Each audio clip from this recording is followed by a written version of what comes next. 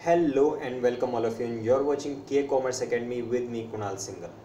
In our last class, we studied about the meaning and characteristics of controlling. Controlling is the 8th chapter in business studies from class 12th, and this is the second lecture video in that series.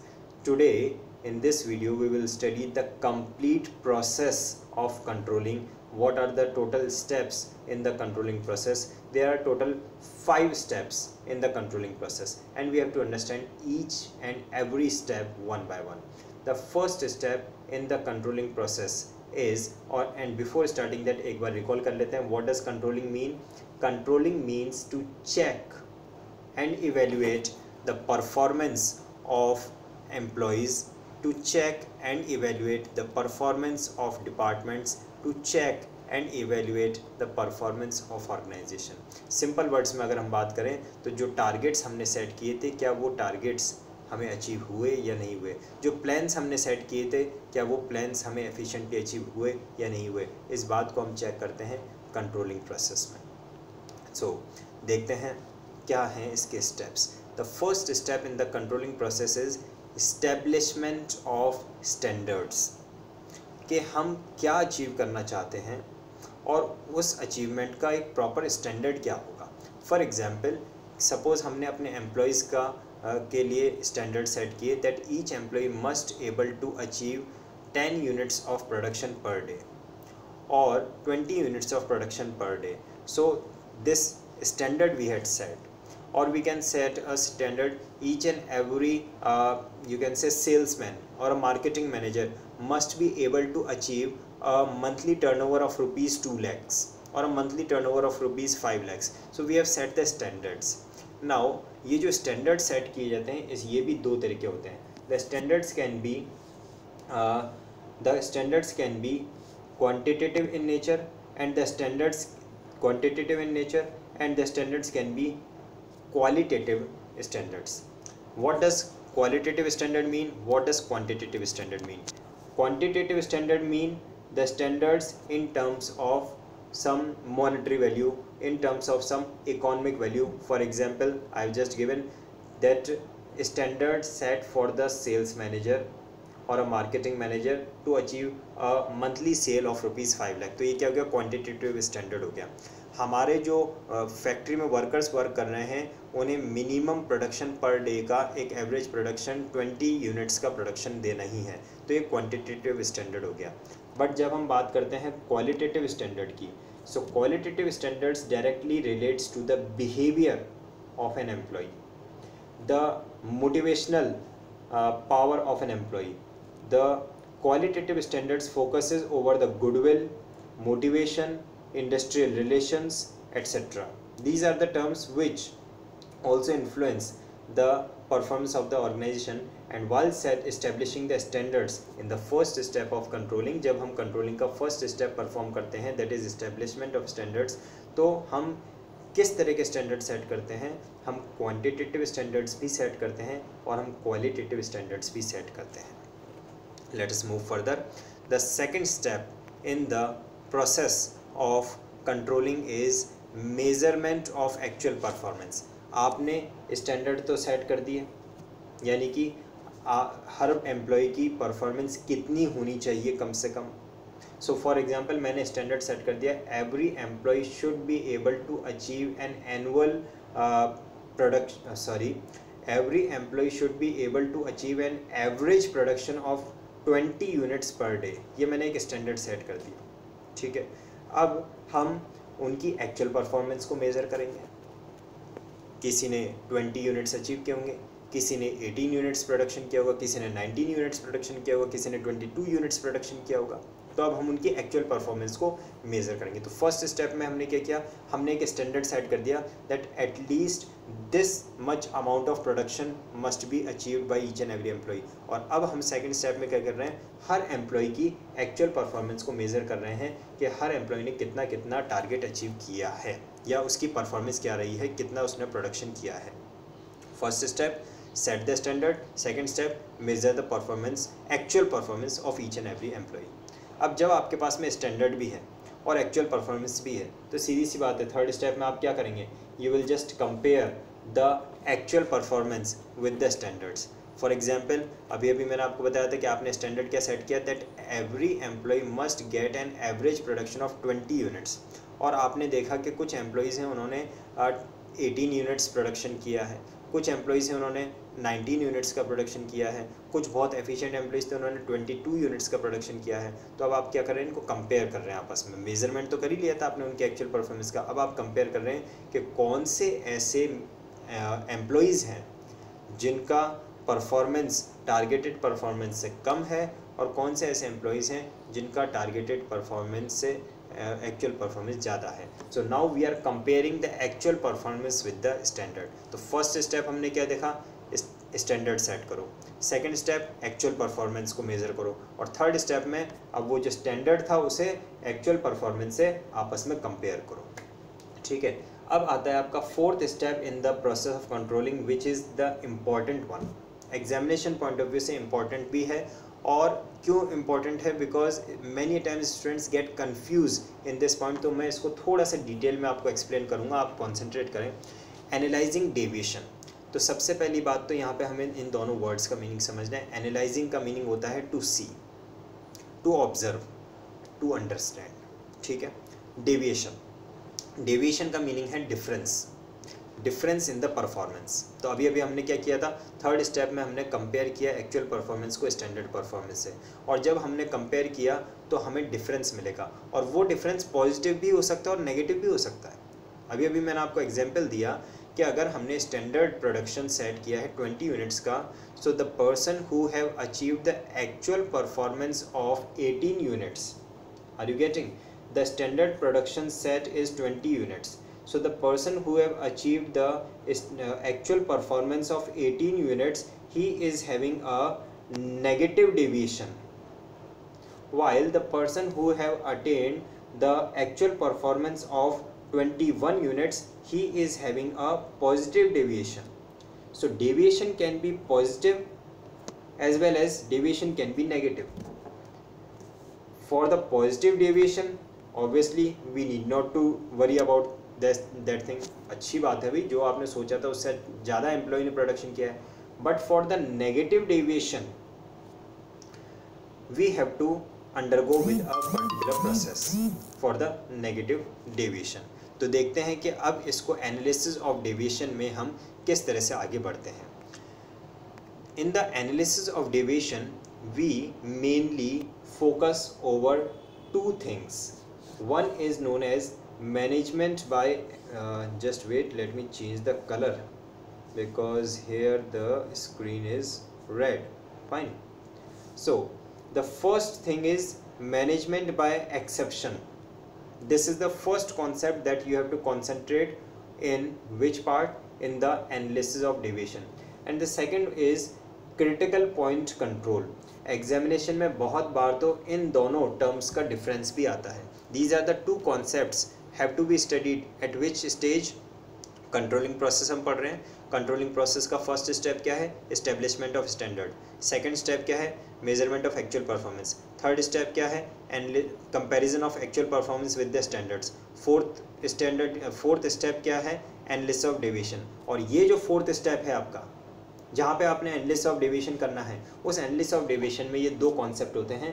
पहले का नाम है management by exception और दूसरे का नाम है critical point control. इन दोनों को हमें पूरे कॉन्सेंट्रेशन से समझना है कि इनका क्या मीनिंग है. पहले मैं आपको इनका कीवर्ड बता देता हूँ. In the management by exception we will concentrate over the intensity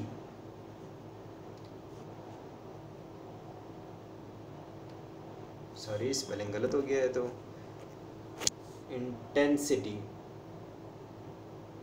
of production. Management by exception में हम की वर्ड जो हमें कॉन्सेंट्रेट करना है, ध्यान रखना है, वो क्या है, intensity of production.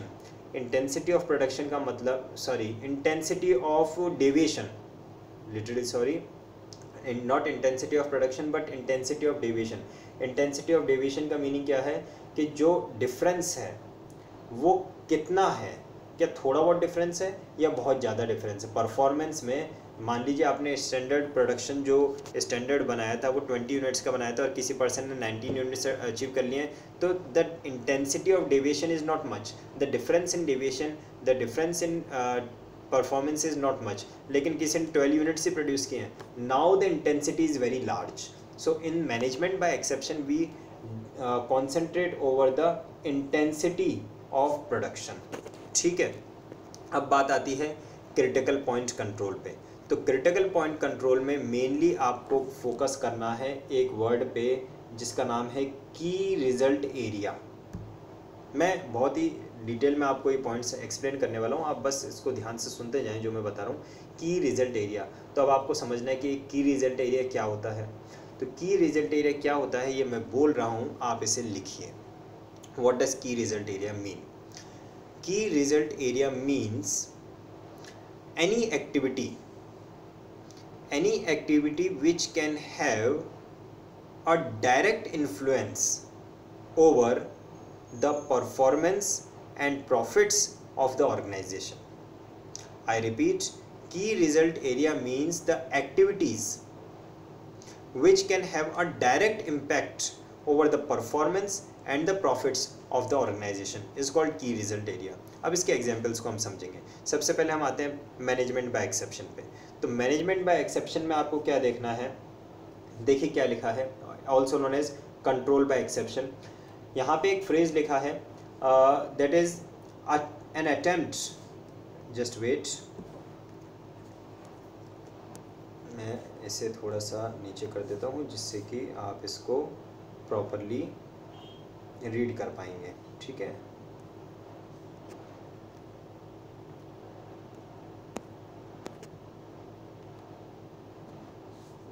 Ji.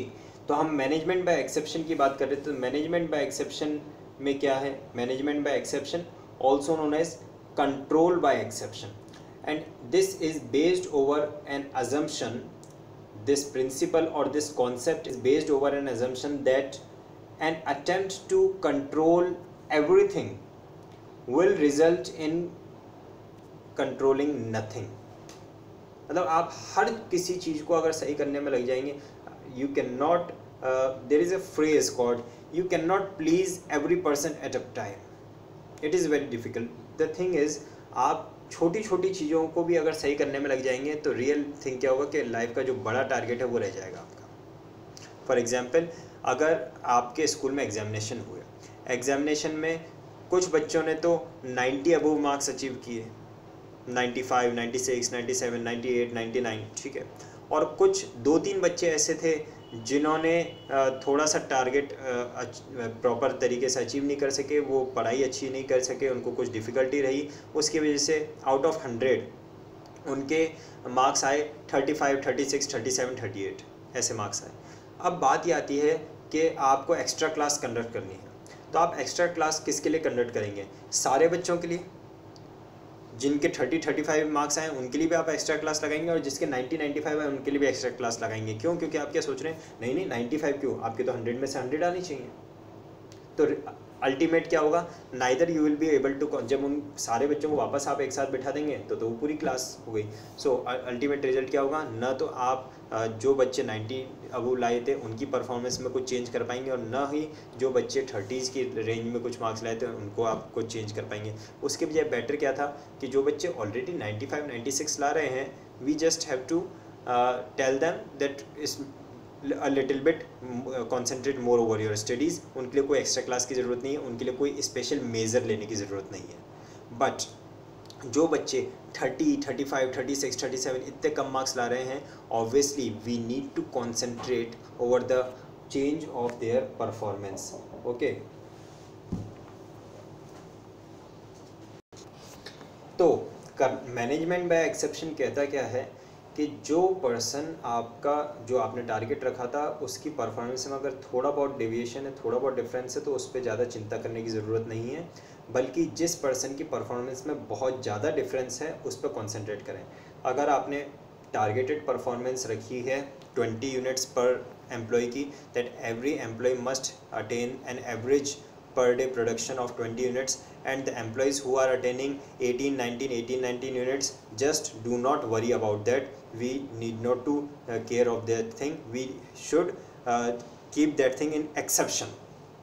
But the thing is, जो ऐसे एम्प्लॉयज़ हैं जो अपना एक्चुअल परफॉर्मेंस सिर्फ 12-13 यूनिट्स का दे पा रहे हैं, उनको हमें थोड़ा सा ट्रेनिंग देने की ज़रूरत है, उनसे हमें बात करने की ज़रूरत है, उनकी काउंसलिंग की ज़रूरत है. There we need to focus. So management by exception states that we need to focus over the employees who are having the large amount of difference in the performance. तो मैंने एक वर्ड आप लोगों को अभी अभी बताया था, that is management by exception is having a key word of intensity of deviation. यहाँ पे हम कि डेविएशन कितना है उस पर हम फोकस कर रहे हैं. What is the intensity of deviation और what is the amount of deviation. If the deviation का मीनिंग याद है ना आप लोगों को, डिफरेंस, ठीक है, एक्चुअल परफॉर्मेंस और टारगेटेड परफॉर्मेंस का जो डिफरेंस है बीच का, उसको हम डेविएशन कहते हैं. अगर डेविएशन बहुत ज़्यादा है तो हमें चिंता करने की ज़रूरत है. अगर थोड़ा बहुत डेविएशन है, थोड़ा बहुत डिफरेंस है, तो हमें चिंता करने की ज़रूरत नहीं है. We need to concentrate over the intensity of difference in performance. ठीक है, अब हम आते हैं क्रिटिकल पॉइंट कंट्रोल पे. जो हमारा सेकंड पॉइंट है, क्रिटिकल पॉइंट कंट्रोल, काफ़ी इंटरेस्टिंग है. क्रिटिकल पॉइंट कंट्रोल क्या कहता है? ये कहता है कि हमारी ऑर्गेनाइजेशन में जब भी कोई चेंज आता है, चेंज इन प्राइसेस हो सकता है, चेंज इन डिफरेंट कोई भी, तो हमें ये देखना है कि कौन से ऐसे चेंजेस हैं which are having a direct impact over the profits of the business.